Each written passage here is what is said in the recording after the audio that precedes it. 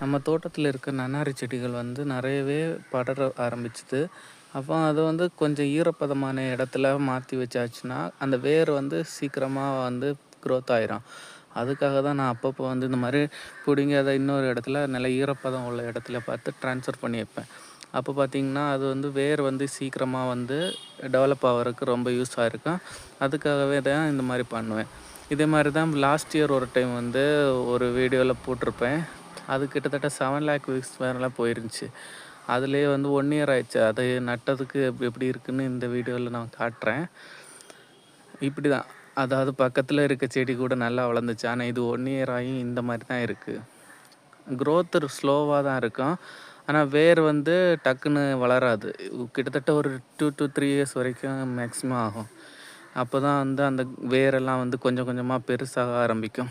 ஆனால் அந்த ஸ்மெல் வந்து நம்ம அதை மோந்து பார்த்தாலே தெரியும். அந்த ஸ்மெல் அப்படியே இருக்கும். நன்னாரி வேர் எப்படி இருக்குமோ அந்த ஸ்மெல் அப்படியே இதில் நமக்கு உணர முடியும். இப்போ 1 இயரில் இவ்வளோ வேர் பெருசாயிருக்கு. இன்னும் இதை பெரிய ஒரு பாட்டில் வந்து ட்ரான்ஸ்ஃபர் பண்ணியிருக்கேன். இன்னும் ஒரு நெக்ஸ்ட் இயர் ஆகும்போது எவ்வளோ பெருசாக வேர் வளர்ந்துருக்குன்னு நான் நெக்ஸ்ட் உங்களுக்கு அப்டேட் பண்ணுறேன். அப்புறம் நம்ம தோட்டத்தில் இருக்க நன்னாரி வேரெல்லாம் பிடுங்கி எப்படி நன்னாரி சர்பத்து ரெடி பண்ணுறது நெக்ஸ்ட் வீடியோவில் கண்டிப்பாக ஷேர் பண்ணுறேன். எல்லோரும் வாட்ச் பண்ணுங்கள் கண்டிப்பாக.